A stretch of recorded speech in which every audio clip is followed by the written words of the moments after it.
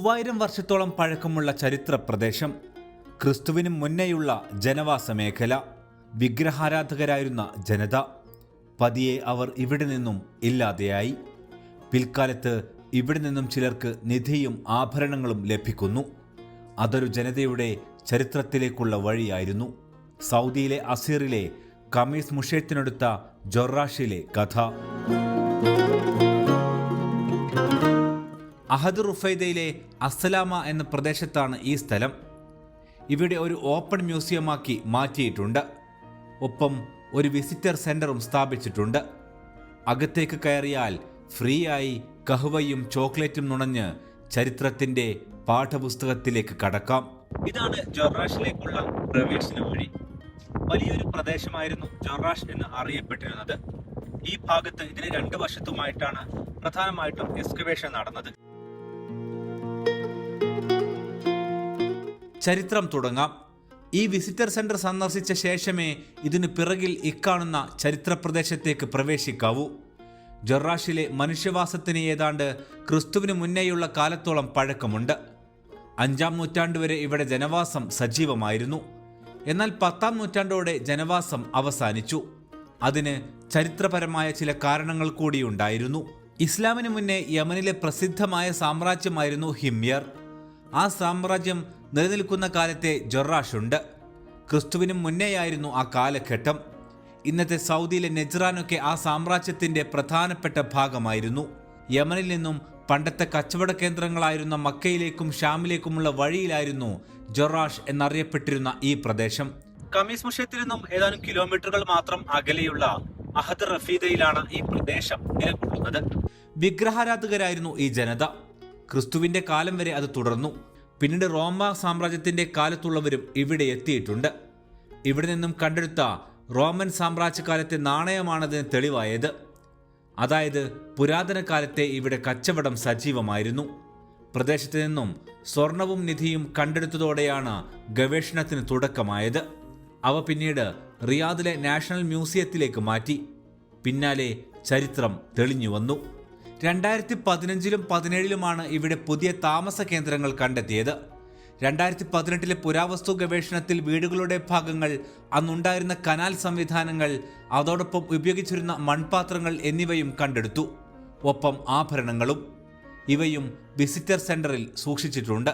മൃഗത്തോൽ കൊണ്ട് ലെതർ ഉൽപ്പന്നങ്ങൾ സൃഷ്ടിക്കുന്നവരായിരുന്നു ഈ ജനത.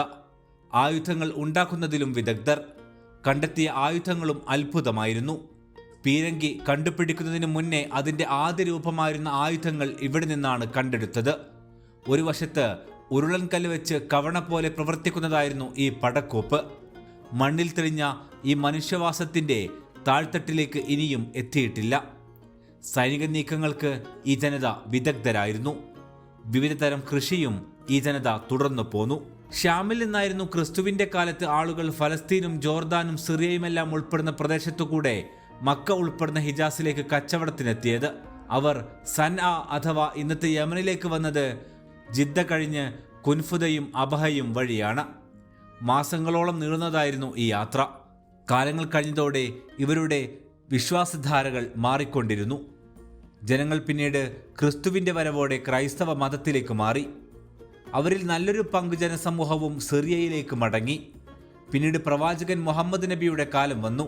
അന്ന് കച്ചവട സംഘങ്ങൾ വഴി പ്രവാചകരെ കുറിച്ചറിഞ്ഞ ഇവിടെ അവശേഷിച്ചിരുന്ന ജനത 2 പേരെ മദീനയിലേക്ക് പറഞ്ഞയക്കുന്നുണ്ട്.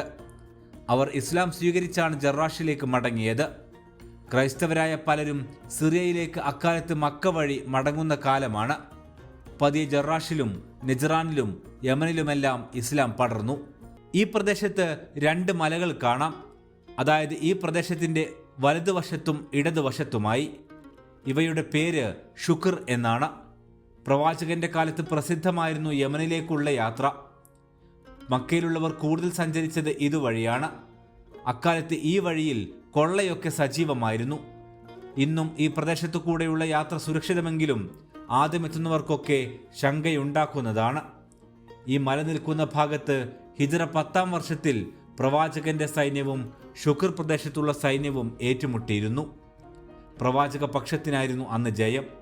ഷുക്ർ യുദ്ധം എന്ന പേരിലാണത് അറിയപ്പെടുന്നത്. പ്രവാചകനെ കണ്ടു മടങ്ങിയ 2 പേർ ഈ പ്രദേശത്ത് പിൽക്കാലത്ത് പള്ളി നിർമ്മിച്ചു. അവ പിന്നീട് നാമാവശേഷമായി. പിന്നീട് പള്ളി അബ്ബാസിദ് കാലഘട്ടത്തിൽ പുതുക്കി പണിതു. അവയുടെ അവശിഷ്ടങ്ങൾ ഇന്നും ഇവിടെ കാണാം. അബ്ബാസിയ കാലഘട്ടം വരെയായിരുന്നു ജറാഷിന്റെ പ്രതാപകാലം. മക്കയിലേക്കുള്ള ഹജ്ജ് റൂട്ടായി അന്നത് മാറി. പതിയെ കപ്പലുകളുടെ രംഗപ്രവേശമുണ്ടായി. യമനിൽ നിന്ന് മക്കയിലേക്ക് അതുവഴി യാത്രാസമയം കുറഞ്ഞു. അതോടെ ജറാഷ് വഴി ദിവസങ്ങളോളം എടുത്ത് സഞ്ചരിച്ചിരുന്ന കച്ചവട സംഘങ്ങളുടെ വരവും കുറഞ്ഞു. ഇവിടെ ജീവിച്ച ജനസമൂഹം പതിയെ ഖമീസിലേക്കും അബഹയിലേക്കും മക്കയിലേക്കുമെല്ലാം ചേക്കേറി. 2023, 24, 25 വർഷങ്ങൾ നടന്ന ഖനനത്തിൽ അസ്ഥികൾ, കിണറുകൾ, നാണയങ്ങൾ, സ്വർണ്ണാഭരണങ്ങൾ എന്നിവ ഇവിടെ നിന്നും കണ്ടെടുത്തിരുന്നു. കൃഷിയും കച്ചവടവുമുള്ള വ്യവസ്ഥാപിത സമൂഹമായിരുന്നു ഇവിടത്തേത്. ഈ പ്രദേശത്തേക്ക് രാവിലെ 9 മുതൽ വൈകിട്ട് 6 വരെ പ്രവേശനമുണ്ട്. എല്ലാം വായിച്ചു മനസ്സിലാക്കാൻ ബോർഡുകളും സ്ഥാപിച്ചിട്ടുണ്ട്. നമ്മളിപ്പോൾ ഈ പ്രദേശം കവർ ചെയ്യുന്നത് ഇപ്പോൾ ഓഗസ്റ്റ് മാസത്തിലാണ്. സാധാരണയായി സൗദിയുടെ മറ്റു ഭാഗങ്ങളെല്ലാം വലിയ ചൂടിലേക്ക് പ്രവേശിക്കുമ്പോൾ പോലും നല്ല കാലാവസ്ഥയുള്ള പ്രദേശമാണ് സൗദിയിലെ അസീർ എന്നറിയപ്പെടുന്ന ഹിൽ സ്റ്റേഷൻ. അവിടെയുള്ള ഈ ഖമീസിനടുത്തുള്ള ഈ പ്രദേശത്തേക്ക് എത്തിക്കഴിഞ്ഞാൽ അതിമനോഹരമായിട്ടുള്ള ഒരു കാലാവസ്ഥ കൂടിയാണ് ചൂടുകാലത്ത് നമുക്ക് അനുഭവിക്കാൻ കഴിയുക. അവിടെ എത്തിക്കഴിഞ്ഞാൽ നമുക്ക് സ്വസ്ഥമായത് കാണുവാനും അതിനുശേഷം ഇതിനോട് തന്നെ ചേർന്നുള്ള വിസിറ്റർ സെന്ററിൽ ചെല്ലുവാനും അവിടെ നിന്ന് കഹുവയൊക്കെ നുണഞ്ഞ് ഇവിടെയുള്ള ഈ പ്രദേശവുമായി ബന്ധപ്പെട്ട ചരിത്രം കാണുവാനും ഒക്കെ സാധിക്കും. അപ്പൊ ഇവിടെ എത്തുന്നവർ ആദ്യം വിസിറ്റർ സെന്ററിലേക്കാണ് പ്രവേശിക്കേണ്ടത്. അതിന്റെ ചരിത്രം മനസ്സിലാക്കിയ ശേഷം മാത്രമായിരിക്കണം ഇതിനകത്തേക്ക് വന്നുകൊണ്ട് ഈ പ്രദേശങ്ങളെല്ലാം ചുറ്റിക്കാണേണ്ടത്. സൗദിയിലെ ഏറ്റവും ഉയരം കൂടിയ പ്രദേശമാണ് അസീർ.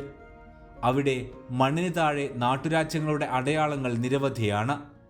ഓരോന്നും ഓരോ ചരിത്രത്തിലേക്ക് മിഴി തുറക്കുന്നവ.